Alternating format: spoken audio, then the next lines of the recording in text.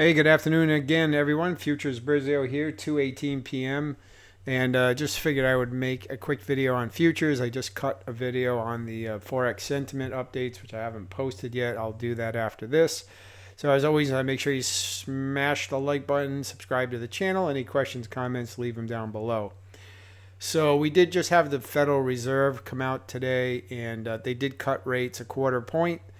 And the dollar is a little stronger on the news. The stock market here, this is the NASDAQ futures on the 4-hour chart, which has been going down all day. It has certainly accelerated since that news came out. So we do have negativity in the stock market with these rate cuts for whatever that's worth. So we do have kind of a little bit of a support area coming down here. You know, there is a more substantial support level down here.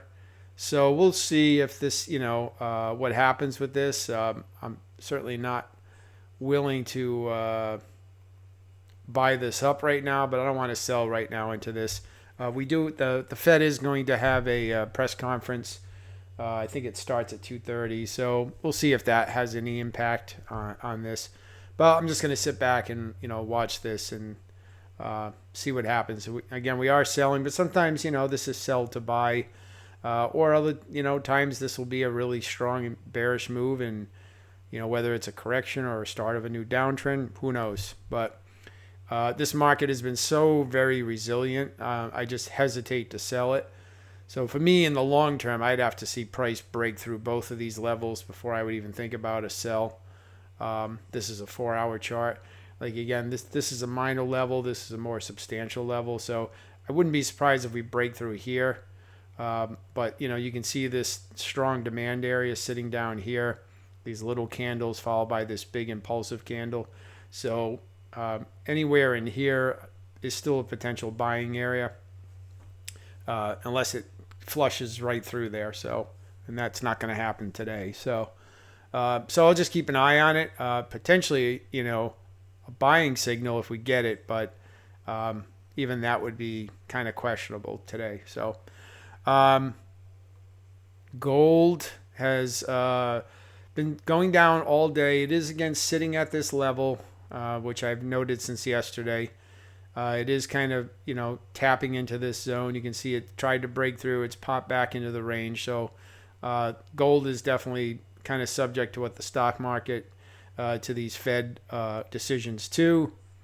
And, how that's going to affect gold, I don't know. There's arguments for it either way that, cutting rates increases the value of gold because it makes it more of a safe haven asset, because you're not getting as much on dollar investments because the interest rate's lower. But, and also because if the Fed cuts rates, then they at least implicitly are saying that inflation's not much is not as big of an issue, and higher inflation generally leads to higher metals prices as an inflation hedge, and so that's probably why it's going down. But we'll see if that sticks or not.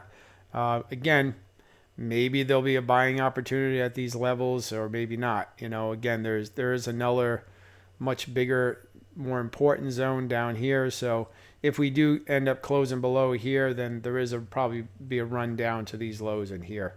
So let's see what happens with all of that. Okay, so that's gold.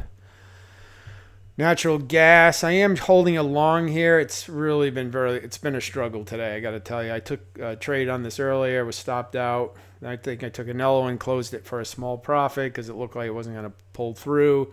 And now it looks like we're trying to find a little bit support here after this big run up yesterday. It's really been a struggle. There is a lot of sideways action on the higher time frame, so it's not very pretty. But, if we can start moving higher, I think we make a run back at least to these highs inside of this range. So it is a position I'm going to hold on to. If I get stopped out, I get stopped out. So, and then oil, same thing. Looks like this one's not doing too well either. Oil, this probably wasn't the best trade. just based on where price sits. It came up and wicked out on these highs here. So again, it's a small position. That's why I have a pretty tight stop. If I get knocked out of it, so be it. But maybe we'll catch a little afternoon support and push back a little higher. So, but it's been a struggle today. I got to tell you, in these definitely not being patient. To be honest with you, a lot of the best trades in oil, because it's so volatile, a lot of the best setups tend to come on the 4-hour chart. If you look back and just look at, trending markets where pullbacks happen, they're pretty obvious on the 4-hour chart, where on the 1-hour chart, you might find a lot more levels, but they end up being false levels. And this 4-hour chart tends to be a little bit more reliable. As always, once you see a pullback on a 4-hour, you're probably going to want to go to a lower time frame to look for an entry. But at least for your analysis, I should take my own advice that, these 4-hour levels are definitely better. Like, when price came up here, this 4-hour pullback right here, price made a nice run up. And we had this one, price made another run up. Then we had this one, came back to here, price ran up again.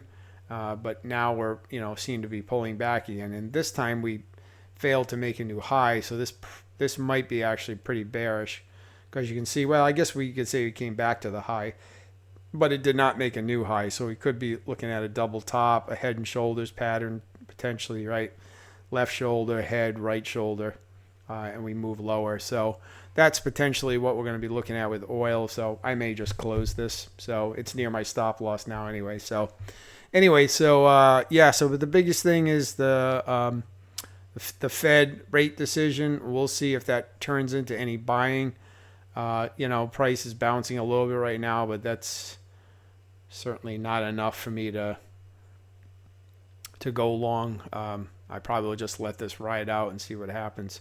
If we come back up and take out this bearish candle, up here, come back and we take this out and start moving higher, I might think about it. But until then, any pullback inside of this big bearish candle is just that. It's just a pullback. If we come out and we blast through these highs and we start moving higher, then I'll take that as a more positive sign. But like I said, anything inside of here that looks kind of bullish I'm just looking at as a pullback within this big bearish candle. So, all right. So brief update, guys. I'm going to leave it there. Any questions or comments, leave them down below. And have a good rest of the afternoon. And if there's got any updates, I'll definitely drop them in here if anything substantial changes. All right. And if you want to read more about what the Fed decided, fundamentals, I recommend sites like Forex Live, which is a great free site. And you go in here and they post basically real-time comment.